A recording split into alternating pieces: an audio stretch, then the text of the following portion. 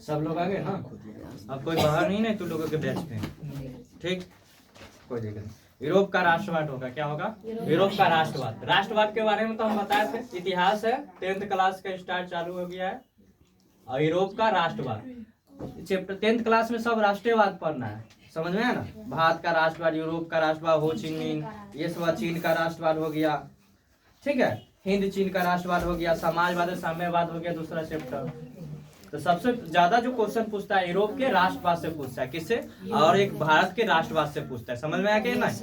तो भारत के राष्ट्रवाद से तू लोग भी ध्यान से सुनना, ठीक है, तू लोगों के लिए भी फायदा है, हिस्ट्री सबके लिए जरूरी है, ठीक है। तो ध्यान से सुनिएगा, राष्ट्रवाद के बारे में बताए थे उस दिन। राष्ट्रवाद क्या है?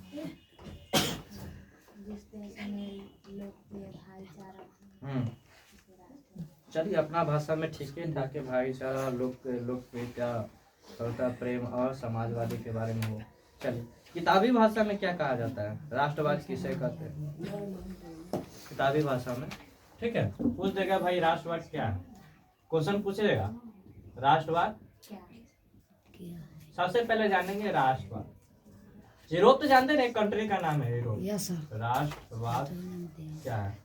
कोई नहीं बोलेगा क्या, उत्तर इसका लिख देते हैं, ठीक है। राष्ट्रवाद, राष्ट्रवाद आधुनिक विश्व के राजनीतिक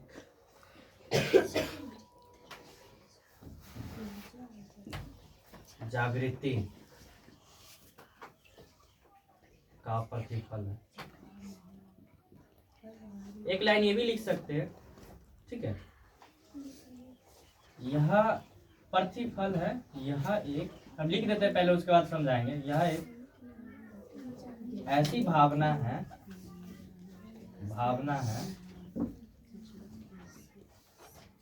जो किसी विशेष भौगोलिक, सांस्कृतिक या सामाजिक परिवेश में रहने वाले लोगों में एकता की वाहक है।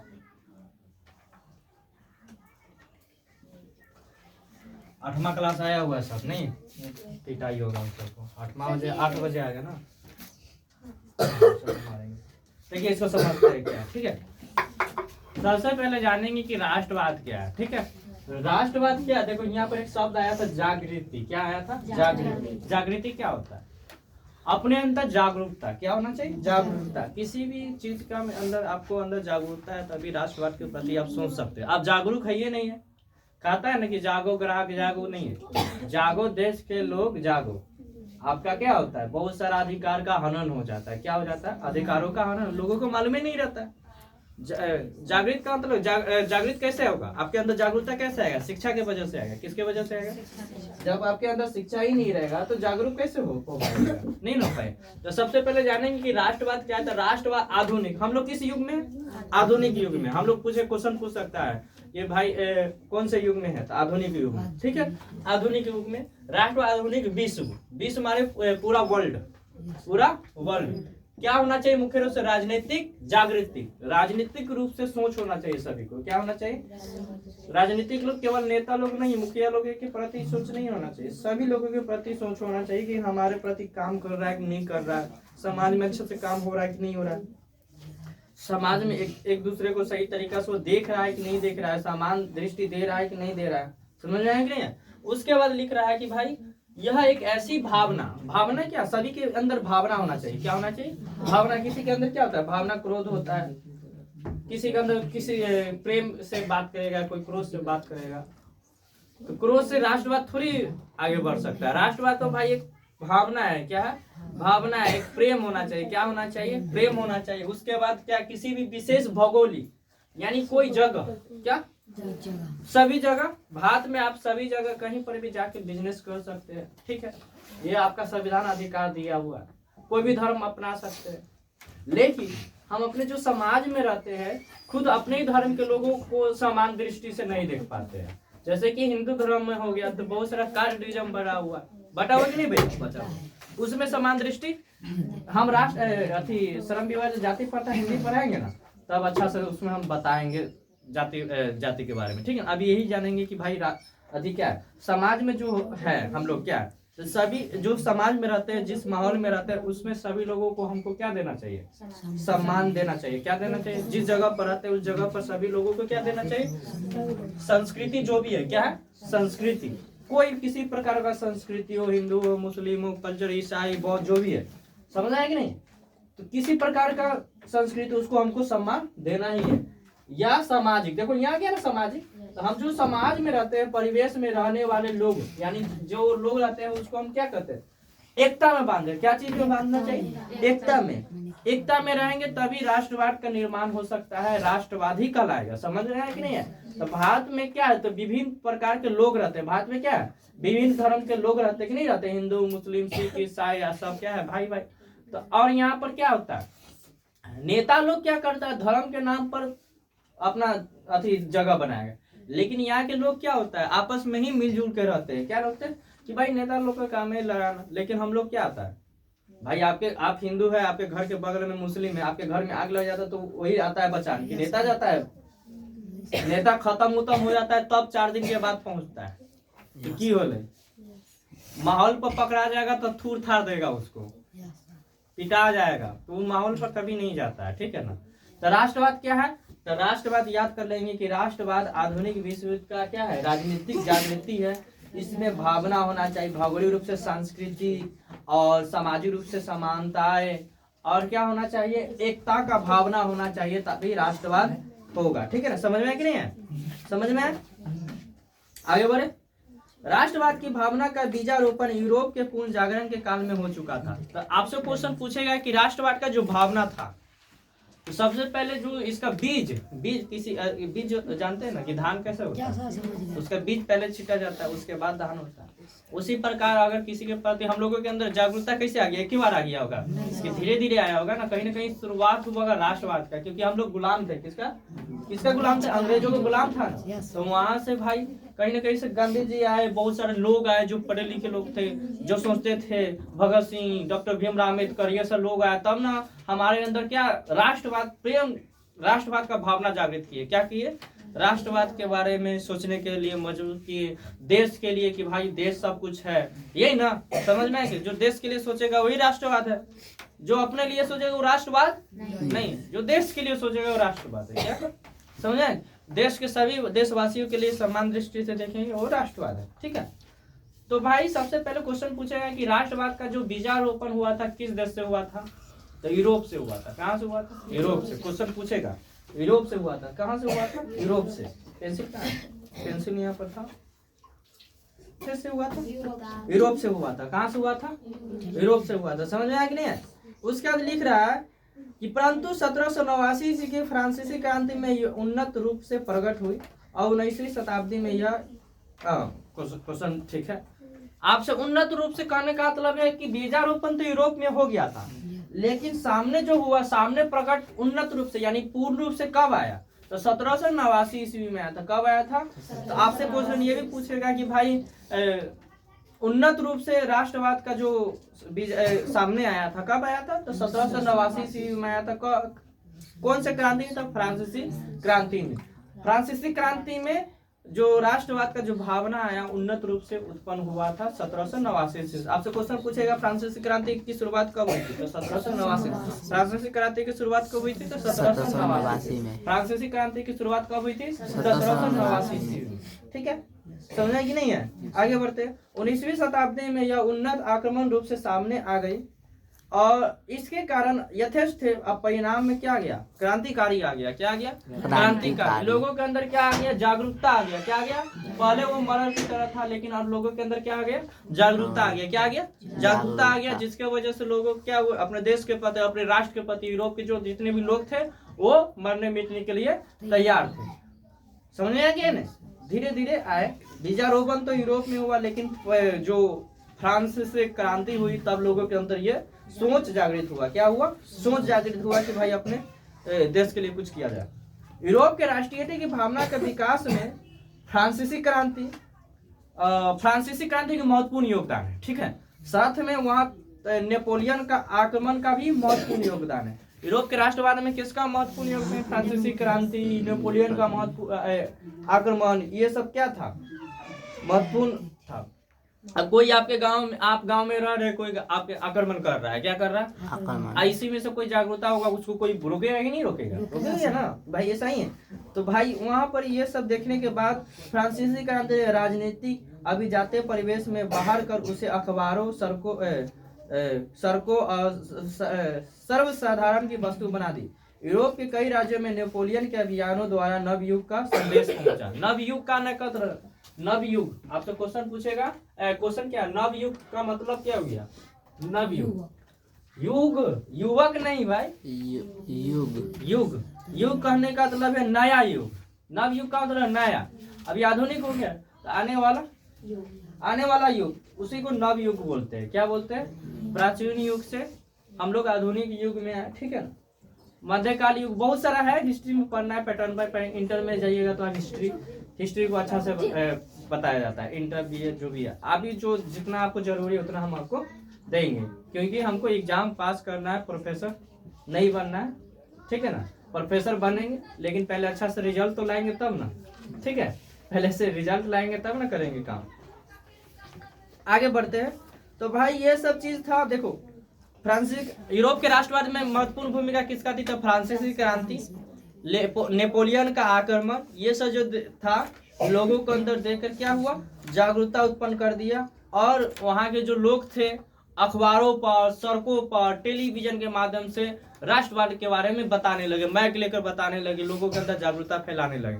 होता है कि नहीं होता है, जैसे कि हमारे गाँव आप अगर मुखिया जीते होंगे तो उसको करना पड़ता है, लोगों के अंदर है बताना पड़ता है, एक बनाना पड़ता है, क्या कहते हैं उसको याद नहीं आ रहा है, लेकिन एक आम सभा जो होता है उसको करना पड़ता है। क्या बना, आम सभा करता है, नहीं करता है गांव में, कई बार करता है साल में, कई बार, हर महीना में, साल में एक बार करने से थोड़ी था, महीने होता है। क्या होता है, महीने होता है। आम सभा का मतलब क्या हुआ कि एक बार कम से कम इस साल भर कर लिया बस हो गया। आम सभा करना जरूरी है ताकि लोगों के अंदर जागरूकता। आम सभा क्यों किया जाता है, किसी भी विषय पर बात किया जाता है, उस पर क्या किया जाता है, किसी भी विषय पर बात किया जाता है। समझ में आया कि नहीं है ना। क्या था, नवयुग। तो नवयुग का मतलब होता है नया युग। क्या हुआ, नया युग हुआ। तो नया युग में संदेश पहुंचा लोगों के प्रति। अब मान लेते बहुत सारा हमारे साथ घटनाएं घटी होगी जो आपको मालूम नहीं होगा, हम बताएंगे तभी ना आपको मालूम चलेगा, आप उसे सीखिएगा। जैसे हम अपने लाइफ में बहुत कुछ यहाँ कैसे पहुंच गए, कौन कौन से हमारे जीवन में रुकावट आया होगा, कौन कौन से जीवन में आपके रुकावट आ सकता है, तो बताएंगे ताकि उससे संभल के चलिएगा, तब आगे आप बढ़ सकते हैं। आपको हम बता भी नहीं करेंगे, आप आगे बढ़िएगा तो आप गिर जाइएगा, नहीं गिर जाइएगा, क्योंकि जो हमको मालूम है वो आपको मालूम नहीं है। तो इसी बोला जाता है नव युग का संदेश। क्या बोला जाता है, अब जब यहाँ पर हम आपको बताएंगे तो एक प्रकार का संदेश का काम कर रहे हैं। क्या कर रहे हैं, वो संदेश नहीं होता डाकिया वाला कि हाँ मैसेज कर दिया, वो नहीं है, वो संदेश का बात नहीं होता है। जिससे सीख है, क्या मिले हमको, सीख मिले, क्या मिले, अब प्रेरणा मिले, क्या मिले, इंस्पायर हो, हम कुछ कर सके अपने देश के प्रति, लोगों के प्रति, अपने परिवार के प्रति हम कर सके। समझ में है कि नहीं है।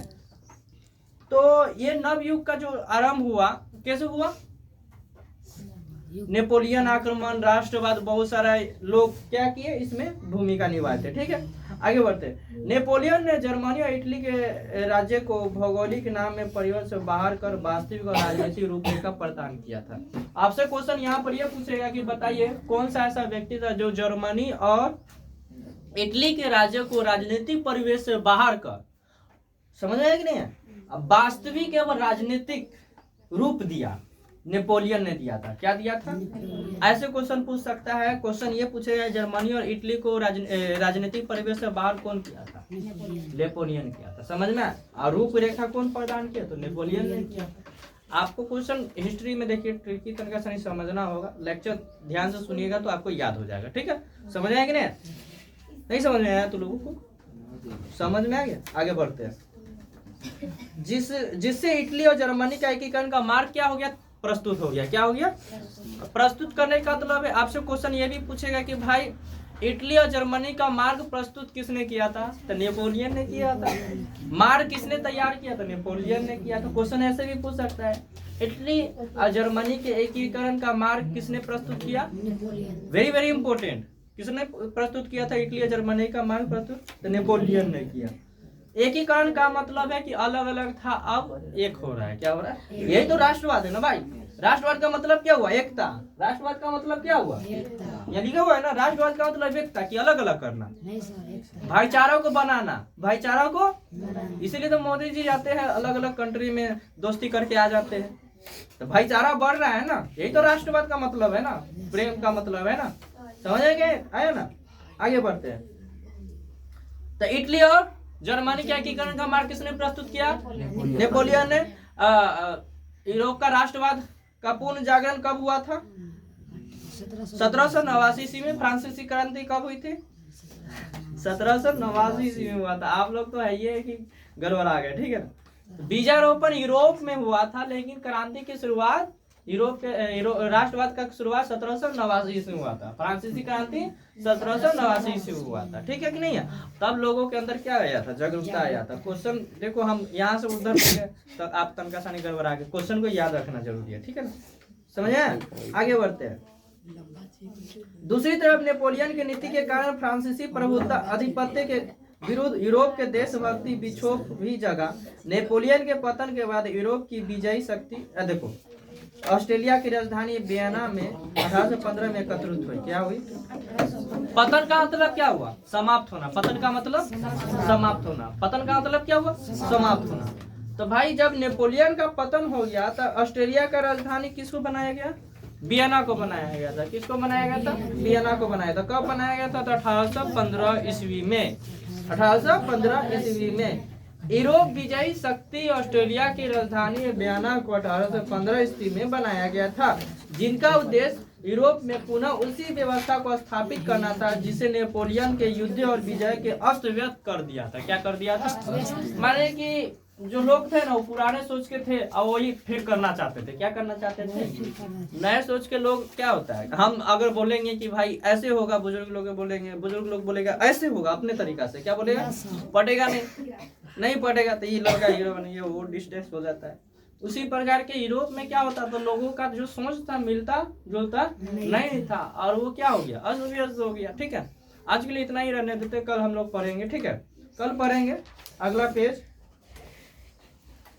जो नेपोलियन क्या था, जो नेपोलियन आता था आक्रमण, नेपोलियन कैसे आया, कैसे आक्रमण कर रहा था, कैसे नहीं कर रहा था। ठीक है, अभी तक तो शॉर्टली हम लोग जाने, कल pattern bye pattern, topic by topic जानेंगे। नेपोलियन का मेजनी के बारे में, बिस्मार्क। अभी तो थोड़ा सा यूरोप के राष्ट्रवाद के बारे में लेक्चर सुन लिए। ठीक है, उसके बाद थोड़ा पढ़ेंगे ना तो समझ में आएगा। फर्स्ट क्लास है, फर्स्ट क्लास में समझने में कोई थोड़ा सा नहीं दिक्कत होगा।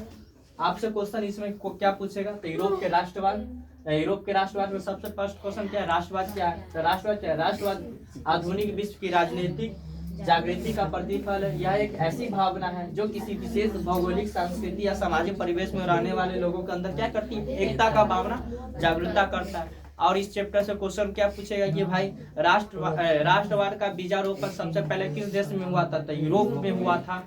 और किस क्रांति के बाद लोगों को अंदर राष्ट्रवाद का भावना जागृति हो गया था? तो फ्रांसीसी क्रांति के बाद। फ्रांसीसी क्रांति कब हुआ था? तो 1789 ईस्वी में हुआ था। और किसने इटली और जर्मनी का मार्ग तैयार कर दिया था? तो नेपोलियन ने मार्ग तैयार किया। ऑस्ट्रेलिया का राजधानी वियना को बनाया गया। इससे ये क्वेश्चन सब है। ठीक है ना? ठीक, समझ में आया कि नहीं? आंसर याद भी हो गया होगा। याद नहीं होगा, काहे नहीं याद होगा भाई? याद होना चाहिए। ठीक, तो कल हम लोग मिलते हैं। ठीक।